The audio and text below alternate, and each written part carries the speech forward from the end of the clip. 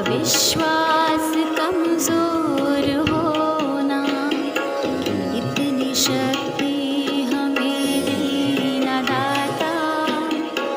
मन का विश्वास कमजोर होना, हम चले नेक रास्ते पे, हमसे भूल कर भी कोई भूल होना, इतनी शक्ति हमें देना दाता।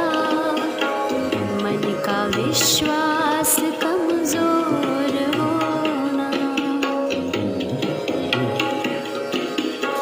दूर अज्ञान के हो अंधेरे, तू हमें ज्ञान की रोशनी दे। हर बुराई से बचते रहे हम, जितनी भी दे भली जिंदगी दे। बैर होना किसी का किसी से, भावना मन में बदले की होना।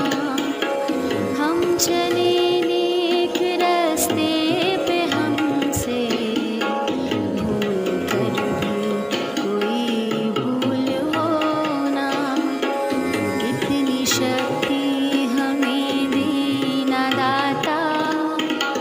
मन का विश्वास कमजोर होना, हम न सोचे हमें क्या मिला है, हम ये सोचे किया क्या है अर्पण। फूल खुशियों के बांटे सभी को, सबका जीवन ही बन जाए मधुबन। अपनी करुणा का जल तू बहा के, कर दे पावन हर एक मन का कोना।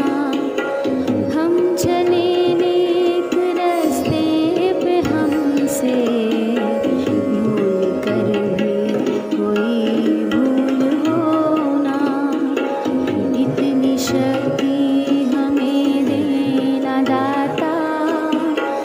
मन का विश्वास कमजोर होना।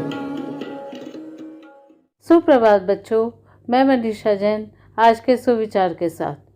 आज का सुविचार है, क्षमा करना सबसे मधुर प्रतिशोध है।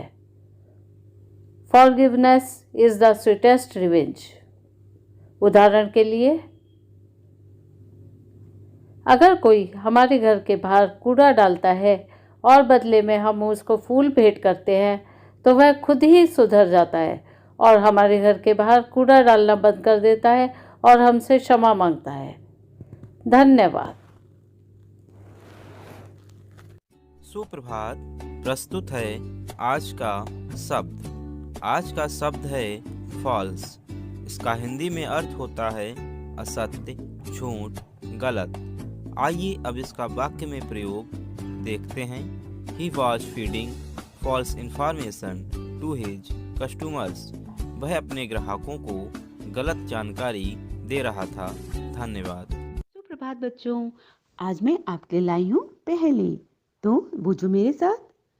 चार खड़े हैं चार पड़े, बीच में ताने बाने, पसरे हैं लंबोदर लाला, लंबी चादर ताने। बूझो बूझो, सोचो सोचो, नहीं समझ में आया? एक बार फिर से सुनो।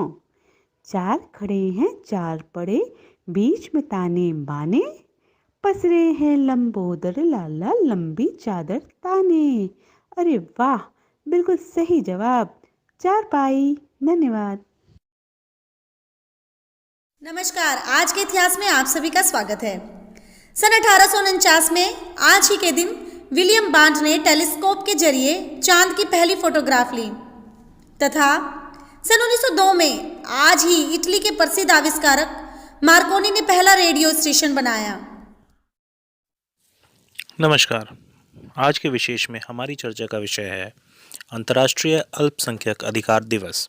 यह दिवस विश्व भर में प्रत्येक वर्ष 18 दिसंबर को अल्पसंख्यक समुदायों के अधिकारों की रक्षा राष्ट्र निर्माण में योगदान के रूप में चिन्हित कर अल्पसंख्यकों के क्षेत्र विशेष में ही उनकी भाषा, जाति, धर्म, संस्कृति, परंपरा आदि की सुरक्षा को सुनिश्चित करने हेतु मनाया जाता है। धन्यवाद।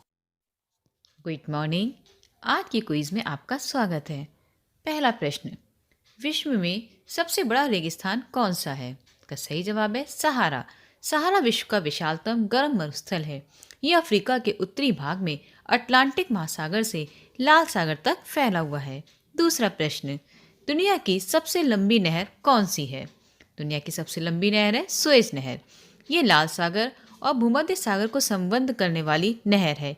ये नहर 10 वर्षों में बनकर तैयार हुई थी। आज ये 168 किलोमीटर लंबी, 60 मीटर चौड़ी और औसत गहरी 16.5 मीटर है। विश्व का सबसे बड़ा जलप्रपात कौन सा है? विश्व का सबसे बड़ा जलप्रपात है ग्वायरा। विश्व का सबसे ऊंचा जलप्रपात कौन सा है? इसका उत्तर है angel.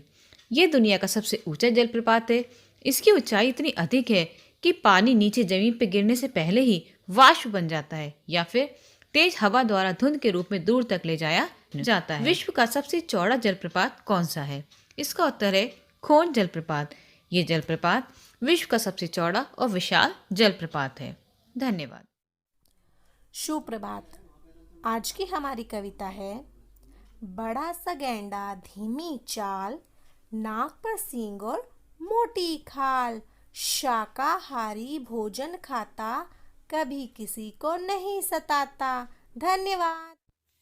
Very good morning to everyone. आज की बाल कहानी है ईमानदारी और सच्चाई। सऊदी अरब में बुखारी नामक एक विद्वान रहते थे। वह अपनी ईमानदारी के लिए मशहूर थे।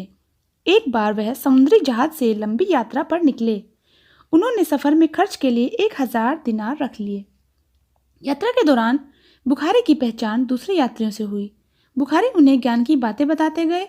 एक यात्री से उनकी नज़दीकियाँ कुछ ज़्यादा बढ़ गई और एक दिन बातों बातों में बुखारी ने उसे दिनार की पोटली दिखा दी। उस यात्री को लालच आ गया। उसने उनकी पोटली हथियाने की योजना बनाई। एक सुबह उसने ज़ोर ज़ोर से चिल्लाना शुरू कर दिया, हाय मैं मर गया, हाय मैं मर गया, मेरा 1000 दिनार चोरी हो गया। वह रोने लगा। जहाज के कर्मचारियों ने कहा, तुम घबराते क्यों हो? जिसने चोरी की होगी वह यही होगा। हम एक एक की तलाशी ले लेते हैं, वो पकड़ा जाएगा। यात्रियों की तलाशी शुरू हुई। बुखारी की भी बारी आई। जहाज के कर्मचारियों और यात्रियों ने उनसे कहा, आपकी क्या तलाशी ली जाए, आप पर तो शक करना ही गुनाह है। यह सुनकर बुखारी बोले, नहीं, जिसके दिनार चोरी हुए हैं उसके दिल में शक बना रहेगा, इसलिए मेरी भी तलाशी ली जाए। बुखारी की तलाशी ली गई। उनके पास से कुछ नहीं मिला। 2 दिन के बाद उसी यात्री ने उदास मन से बुखारी से पूछा, आपके पास तो 1000 दिनार थे, वे कहाँ गए? बुखारी ने मुस्कुराकर कहा, उन्हें मैंने समुद्र में फेंक दिया। तुम जानना चाहते हो क्यों? क्योंकि मैंने जीवन में 2 ही दौलत कमाई, एक ईमानदारी और दूसरा लोगों का विश्वास। अगर मेरे पास से दिनार बरामद होते और मैं लोगों से कहता कि ये मेरे हैं तो लोग यकीन भी कर लेते, लेकिन फिर भी मेरी ईमानदारी और सच्चाई पर लोगों का शक बना रहता। मैं दौलत तो गंवा सकता हूँ, लेकिन ईमानदारी और सच्चाई को खोना नहीं चाहता। उस यात्री ने बुखारी से माफ़ी मांगी। Thank you. सुप्रभात, मैं प्रेम वर्मा। आज मोटिवेट योरसेल्फ का विषय है राजस्थानी कलाकार। यह एक रियल लाइफ एक्सपीरियंस है जो हमने अपने विद्यालय में अनुभव किया। एक बार हमारे विद्यालय में एक दादाजी आए। उन्होंने बताया कि वो राजस्थानी कला सिखाने वाले हैं। जब बच्चों को बुलाकर उनके सामने बैठाया गया तो उन्होंने बड़े प्यार से बच्चों को सिखाया। अंत में उन्होंने बताया कि वो इन सुइयों की मदद से कलाकारी करते हैं जो केवल 10 रुपयों की है, जिसे राजस्थान के बच्चों ने तैयार किया है। अमूमन ऐसे मौक़ों पर बच्चों का मन ऐसी चीज़ों को खरीदने के लिए लालायित होता है, पर चूंकि वो पैसे लेकर स्कूल नहीं आते तो मन महसूस कर रह जाते हैं। ऐसे में हम वो चीज़ें खुद से खरीद लेते हैं और बाद में जिन बच्चों को लेना हो हमसे ले लेता है। बाकी अगर बच जाता है तो बाद में सिखाने में काम आ जाता है। इस बार भी हमने यही किया। उनकी बची हुई सभी सुइयों को हमने अपने पास से खरीद लिया। यह शेयर करने का उद्देश्य यही है कि ये मौके कुछ नया सिखाने के लिए बहुत महत्वपूर्ण होते हैं, जिनका विद्यालय द्वारा भरपूर लाभ उठाना चाहिए। विद्यालय में ऐसे कलाकारों का हमेशा स्वागत और इंतजार है। जब भी मौका मिलता है, यदि कोई खेल दिखाने वाले, कला क्राफ्ट सिखाने वाले विद्यालय में आए तो हमें उनका सहयोग करना चाहिए। बच्चों को सीखने के मौके जरूर मिलने चाहिए। हम शिक्षक जौहरी हैं और हमारे छात्र हीरे, उन्हें तराशे बिना उनका कोई मोल नहीं, और उन्हें मौके देकर हम उन्हें अनमोल बना सकते हैं। धन्यवाद। आपका दिन शुभ हो। नमस्कार, आप सभी को संजीव शर्मा की ओर से प्रेरणा सूची पर आधारित लर्निंग आउटकम से जुड़ा हुआ कार्यक्रम आप देख रहे हैं, जिसमें हम प्रतिदिन किसी एक एलो कोड को लेकर गतिविधि का निर्धारण करते हैं। आज हम बात कर रहे हैं कक्षा 4 के गणित विषय के एलो कोड M402 के बारे में, जिसमें संख्याओं की समझ एवं गणितीय कार्य विषय से संबंधित आज के एलो में बात की जा रही है। आरोही और अवरोही संख्याओं की संकल्पना को स्पष्ट करते हैं बड़ी संख्याओं के साथ। आज की गतिविधि के लिए हम कल जो गतिविधि कराई गई थी, अर्थात M401 के साथ जो गतिविधि बताई गई थी, उसी गतिविधि को आगे संवर्धित कर सकते हैं। यहाँ दी गई गतिविधि एक उदाहरण मात्र है। शिक्षक ऐसी ही अन्य गतिविधियाँ अपनी शिक्षण योजनाओं के लिए प्रयोग कर सकते हैं। तो आइए देखते हैं आज की गतिविधि को। साथियों, आज की गतिविधि में आपको थोड़ा सा बदलाव करना है। जिस तरह से हमने छात्रों के छोटे छोटे समूह बनाए थे, उन्हीं में से 6 छात्रों को हमने एक लाइन में खड़ा किया हुआ है, जिनके हाथ में फ्लैश कार्ड इस प्रकार से लगे हुए हैं कि जो चित्र में दिखाया गया है पूरा 1 लाख, यानी 1 और 5 जीरो लेकर इस तरह से 6 छात्र खड़े हैं जो इस प्रकार से दिख रहे होंगे। अब हम उसमें एक एक छात्र को आगे बढ़ाते हैं।